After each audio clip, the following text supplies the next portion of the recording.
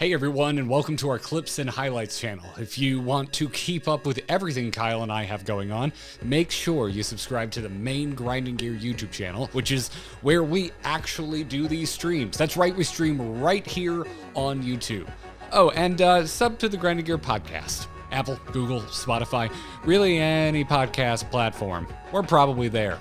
Thanks. So, there's a really fun video, or at least looks fun. It's a reacts we're going to be doing here in a little bit to this guy. Here, where's my button? Is this good? Does that work? Yeah. So this is from a backlog battle, was recommended to us yesterday. What is a JRPG and why it's time to rethink the label? I think that sounds like an excellent bit of knowledge to gain. Is Digimon Adventures different than normal Digimon? Anyway. Let's take a look at this video here for no related reasons whatsoever to upcoming announcements of any kind. Let's take a look at this video that we were recommended in the Reacts channel called by Backlog Battle. What is a JRPG and why is it time to rethink the label? What's up everyone? Alex here.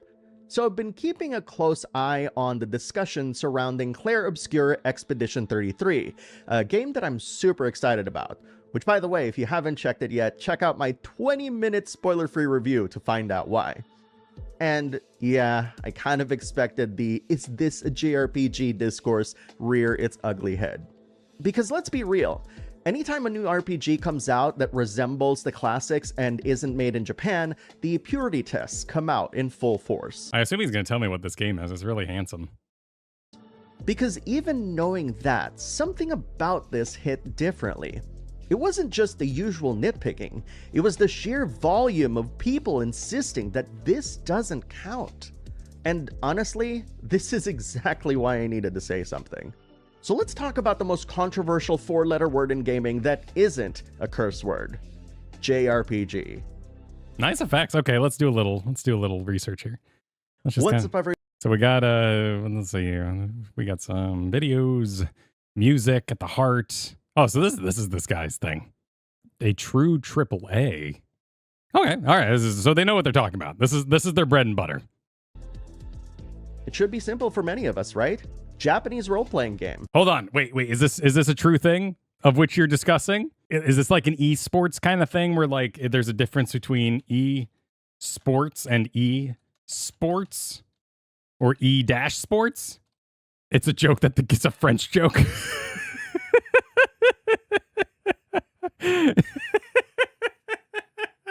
That's dumb as hell.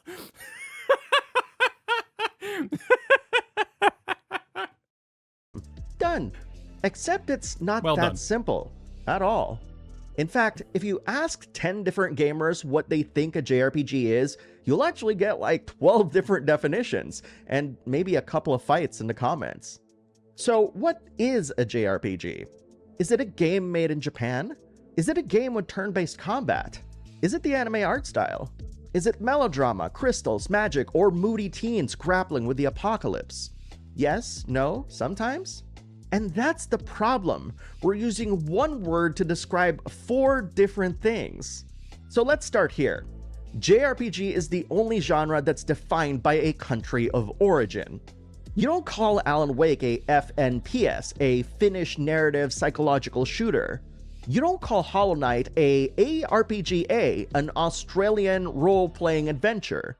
But with JRPGs, we somehow treat Japanese as the genre itself. Now, sure, maybe once upon a time that made sense. In the 90s, the gameplay loop of Final Fantasy, Dragon Quest, Persona, and Tales... Okay, wait, hang on. Well, wait. Okay, I'm not familiar with the term classification of video games developed in Europe. The Gothic and Stalker video game series. Huh.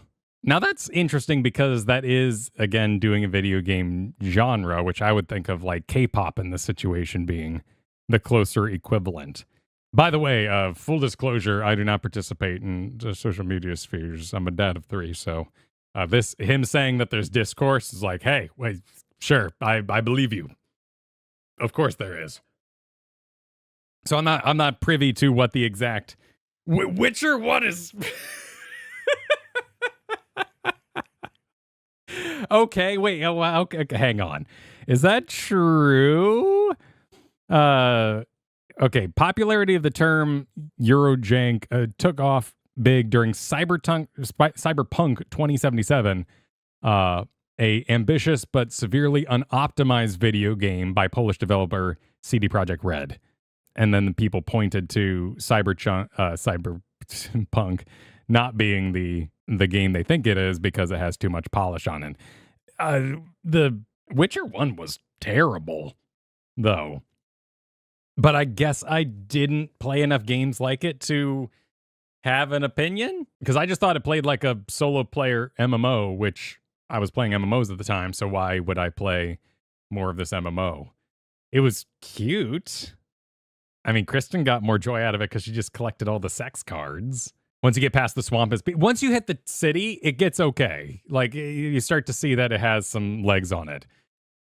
And I think that's why Witcher 3 is so good, because the Griffin Hunt highlights the parts of the game that matter to complete it.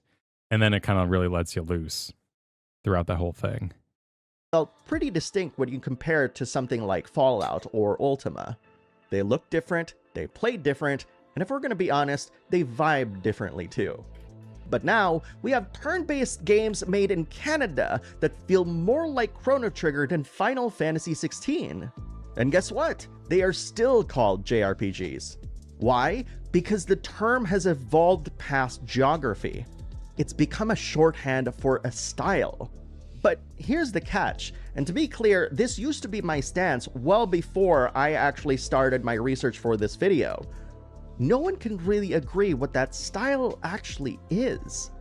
When people say JRPG, they could mean a game with turn-based combat, party-based progression, pre-written characters instead of blank slates, a focus on narrative versus player choice, highly stylized visuals, anime or otherwise, linear or chapter-based structure, and yeah, maybe a touch of melodrama. But that's an interesting list. Linear or chapter-based structure, and yeah, maybe a touch of melodrama. Huh. Do CRPGs not have melodrama?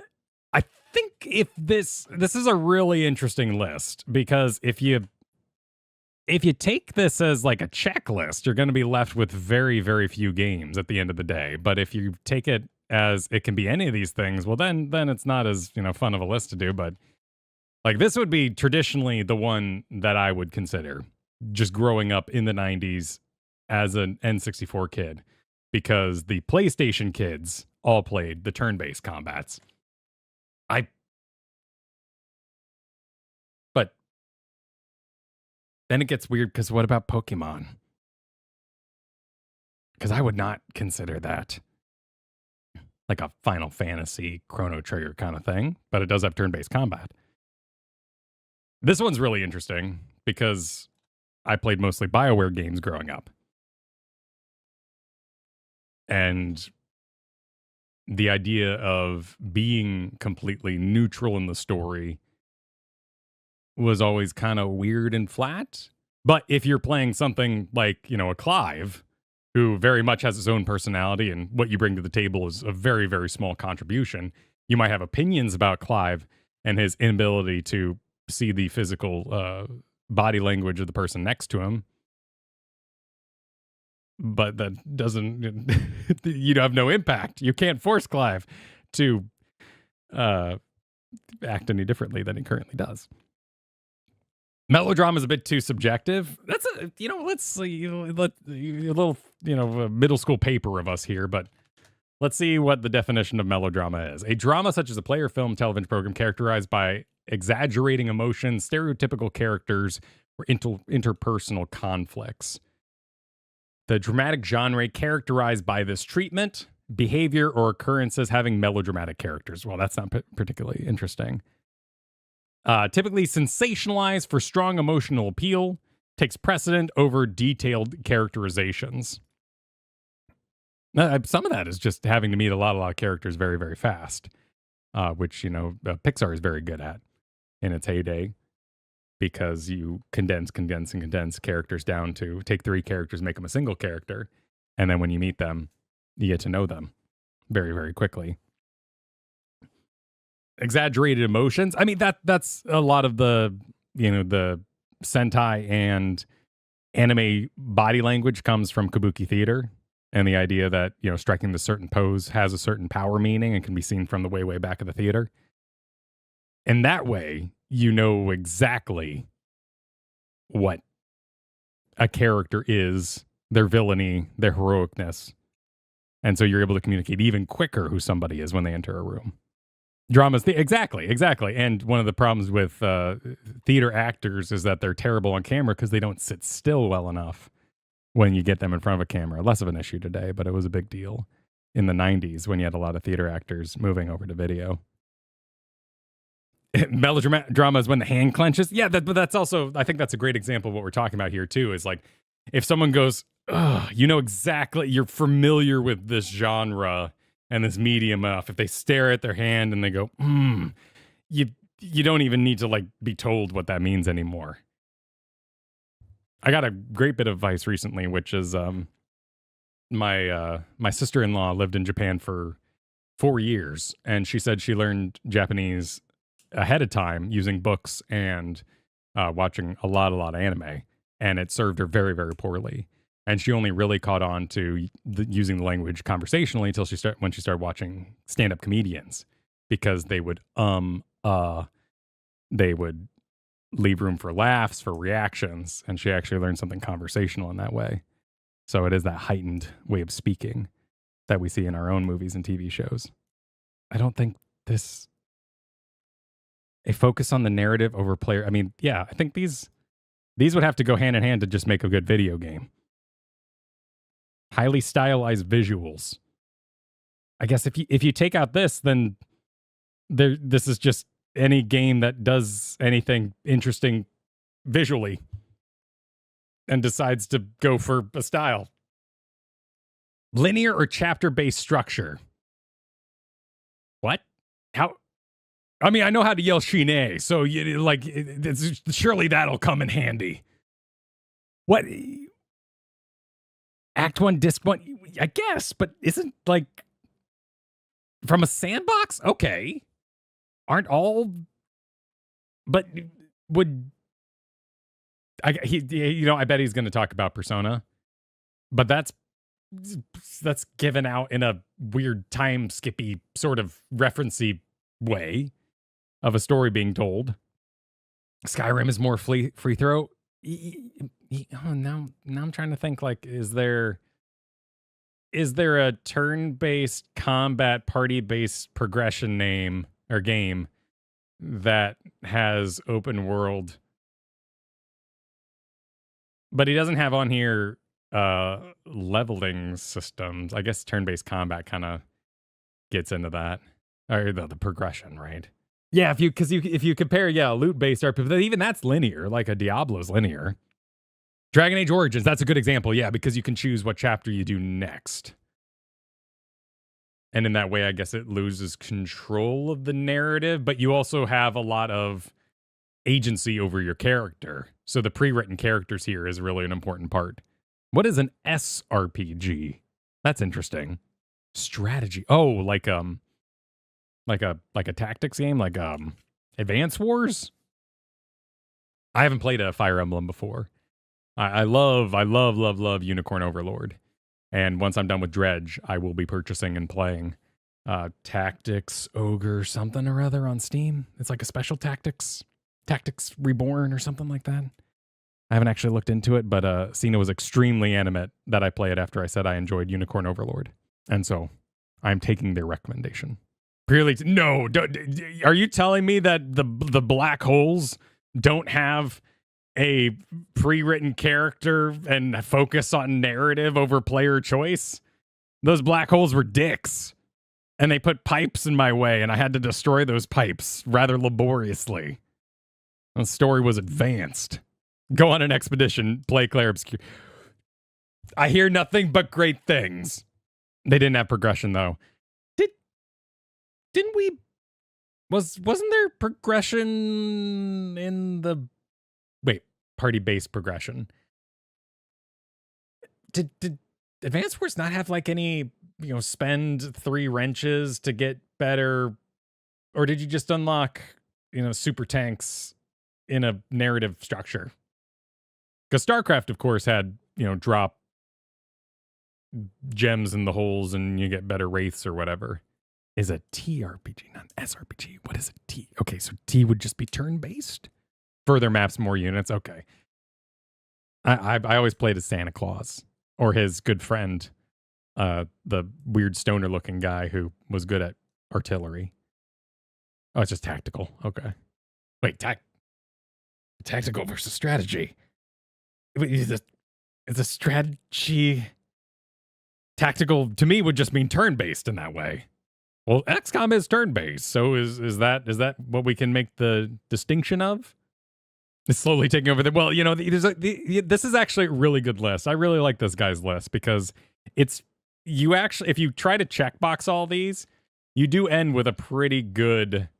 I don't like the stylized visuals because if that is your defining feature, but if you take this as a checkbox, then it is a pretty accurate list. Though I would say most of the weight for me personally is put on this first level. XCOM does not have pre-written character. I mean,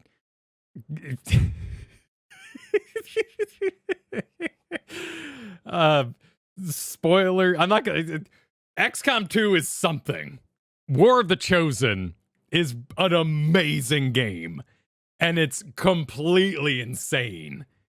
If you haven't played War of the Chosen XCOM 2, don't even play XCOM 2. Just buy War of the Chosen and play it.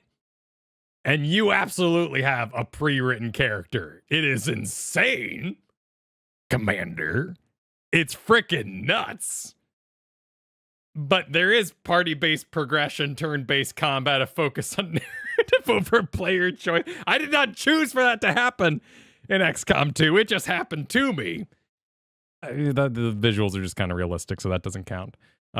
Linear chapter-based structure. I guess I could choose, not in XCOM 2, but XCOM 1, you kind of chose what country. And there was definitely a touch of melodrama. Isometric I love isometric, though. We're adding to the discourse? No, this is a contained, this is a tactically contained sphere. We don't need to worry about that. We're all good here. The discourse is contained. It's not discourse. What's War of the Chosen? It's the expansion pack to the DLC. Excuse my 90s terminology. To XCOM 2. That took a story and boss battles and placed it on top of XCOM 2, which was already a great playing game. And then they went and said, oh my God, this is so much technobabble. Who could read this? And they said, I know, the cast of The Next Generation. And they just got the cast of Star Trek Next Generation to read all the technobabble to you. And it was freaking perfect. And you got to know the enemies. It was really, it got intimate. It was good. But you do have a blank slate for shoulders. I mean, Collateral had a lot of, I felt a lot for him, but he was a blank slate. That is true. Okay, let's continue. Melodrama. But then you've got games like Elden Ring or Dark Souls, which are action RPGs through and through, which then gets lumped into JRPGs because they were all made in Japan. So is Elden Ring a JRPG even though it doesn't play like Dragon Quest or Final Fantasy at all? That's the kind of inconsistency I'm talking about here. It's not wrong, but notice how much this label changes depending on who's using it. What about games like Kingdom Hearts or Final Fantasy XV? They don't have turn-based battles. Are they still JRPGs? What about Yakuza Like a Dragon, which introduced turn-based gameplay to a series that was known for action combat? What about Sea of Stars? It looks and plays like a JRPG, but it's made by a Canadian team. And now Clair Obscura is getting the exact same treatment. It's not that it doesn't walk, talk, and play like a JRPG. It's just not made in Japan. So now we've got a label based on a place that is used to describe a style that is no longer confined to that place. And worse, people are using it to gatekeep. This is where things start to get toxic. Because once a term becomes nebulous, it gets used as a weapon. And it's one that some people wield to discredit anyone who defines it differently. Believe it or not, I've seen people say Persona 5 is too anime to be a real JRPG. I've seen people say Chained Echoes doesn't count because it wasn't made in Japan. I've seen people argue that Final Fantasy XIII was quote-unquote the death of the JRPG just because it didn't fit their personal definition. And okay. Oh. This is trolling, right? Because why that seemed that doesn't why would Dark Souls I mean, you don't get this is a great list to use for this. I mean, it's their personal list. But that seems like a I guess focus on narrative over player choice would be available. I mean, maybe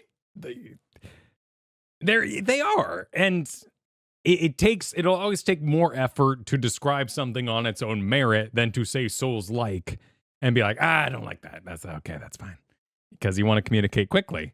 And if someone says, oh, then you go more in depth, because no one particularly enjoys the person who jumps immediately to the in depth because you go, I don't know what we're talking about. The hallway simulator in FF13, is that the lightning one? FF13 is the lightning one, but 12 is just, to me, KOTOR, and plays turn-based on a hidden turn-based system of queuing. So was FF13 a hidden turn-based system, or was it real-time in the fact that the queued actions executed on their own time and not on like a global clock? I guess that would be my defining characteristic. If it has a global clock and everyone's on it, then it can be like a hidden turn-based.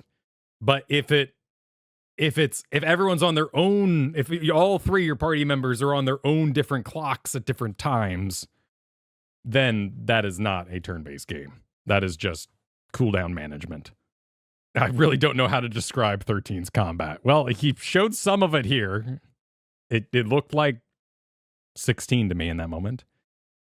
Like KOTOR and Neverwinter. Exactly, yeah. And that's what I like about it.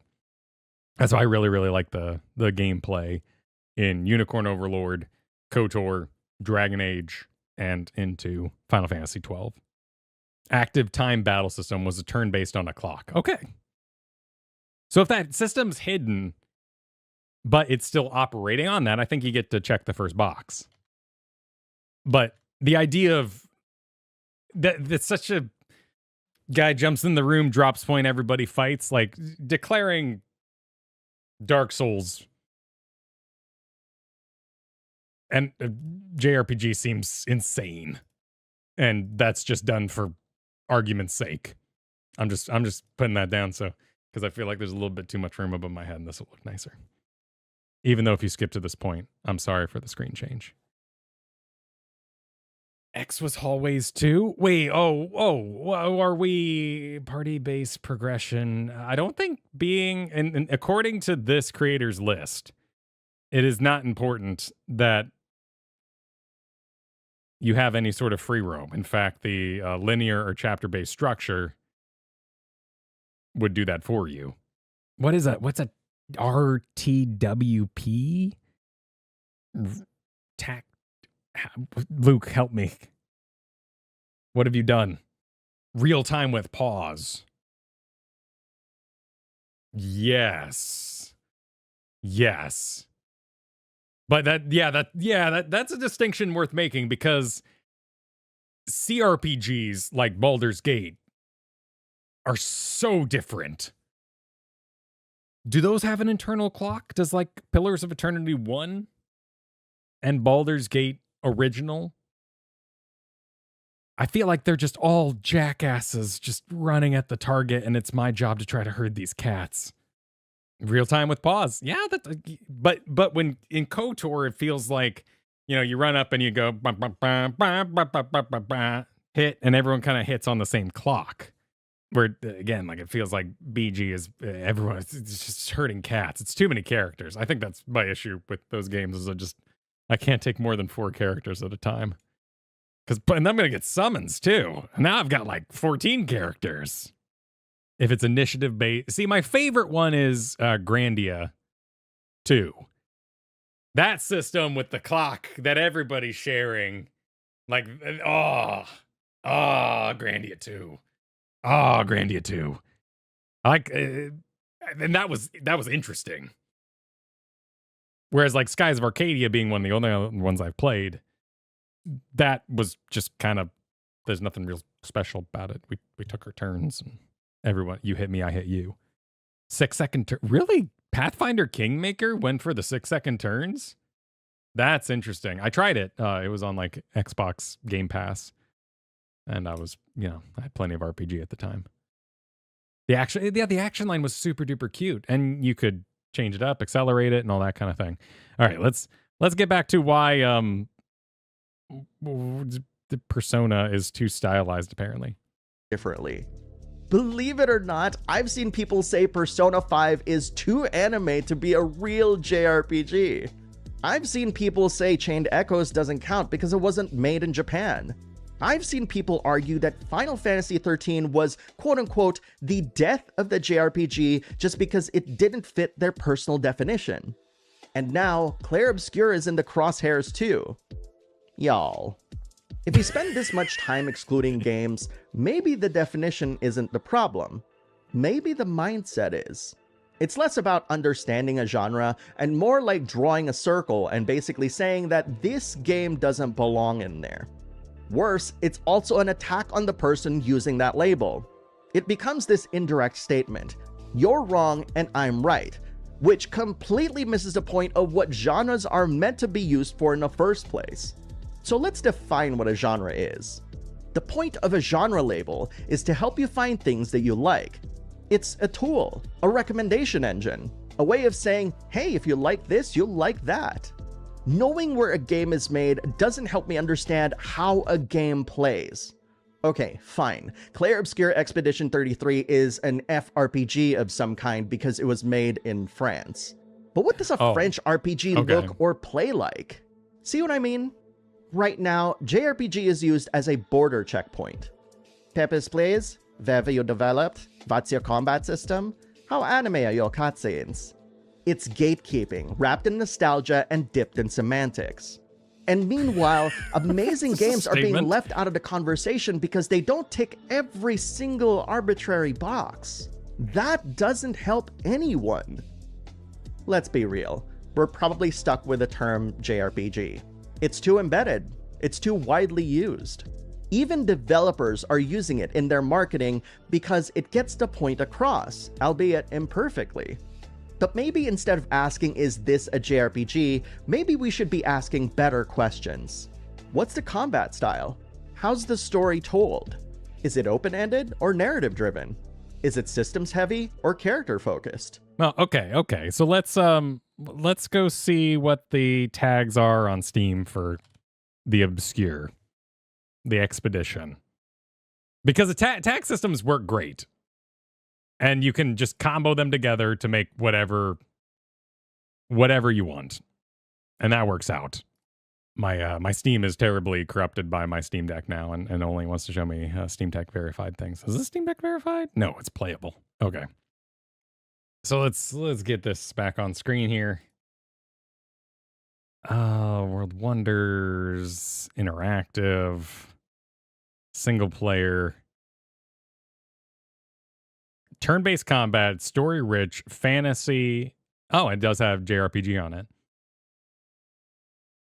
I mean, there are people who only want to play games under that level and that label. So, why would you deny yourself the marketing click of having it?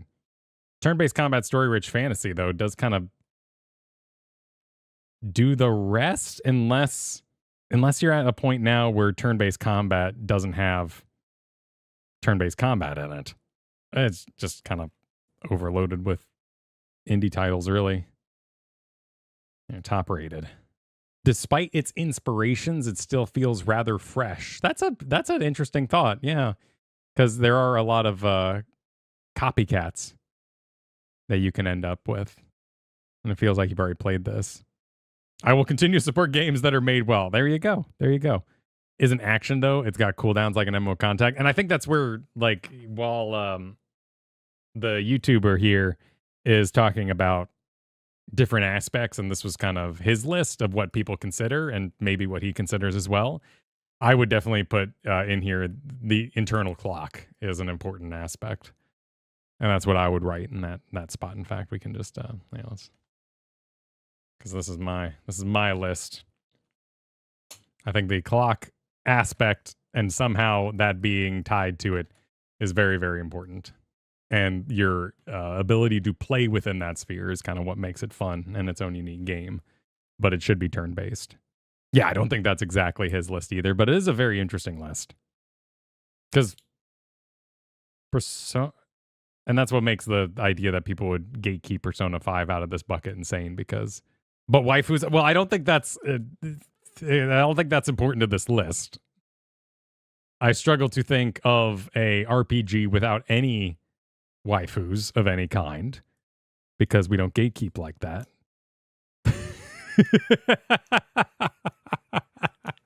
But love what you love, exactly. Don't let it stop you. You can find something to love in any game. Yeah, even WoW. Yeah, I'm sure someone out there was like, ooh, Scorn. Not for me. In other words, let's talk about what a game is and not what it isn't. Because honestly, I don't give a shit what country a game is made in. If it makes me cry over fictional characters or make me micromanage my loadout before a boss fight, that's my kind of RPG.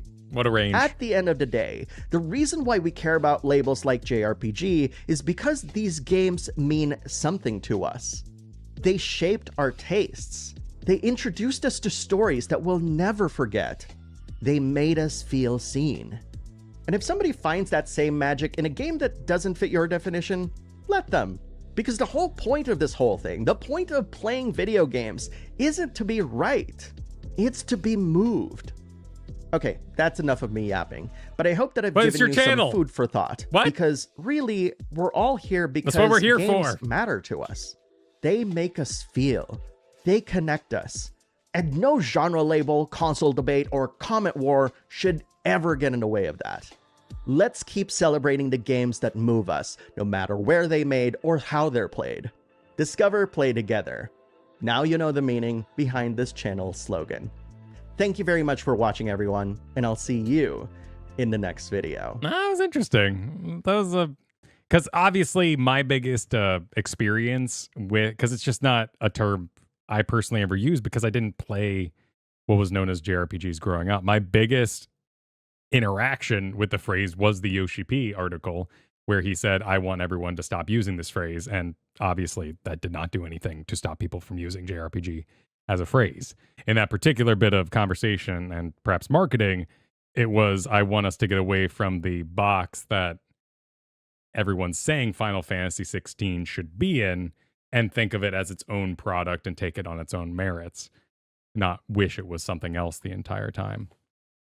Which is a perfectly fine and very frustrating thing, I'm sure, developing Final Fantasy 16. I didn't particularly like the combat because it was too much work to be good when I knew I could be playing it on easier difficulty and getting the story in the same vein. I also played, what's the Devil May Cry where the lady's in the bus and keeps crashing into the telephone box? I played through all of that, and that was delightful. But I wasn't concerned about difficulty or changing that in any way for myself. Yeah, no, this was really interesting. This is a really interesting conversation because I wanted to see, I looked at their channel a little bit, and it's definitely someone who's extremely passionate about this type of game. And the fact that they used the term JRPG throughout their entire YouTube career and now are arguing for something I see a lot recently, like, let's take games on their own merit and stop trying to put tags on them while we still have the Steam tag system. It's a very interesting idea.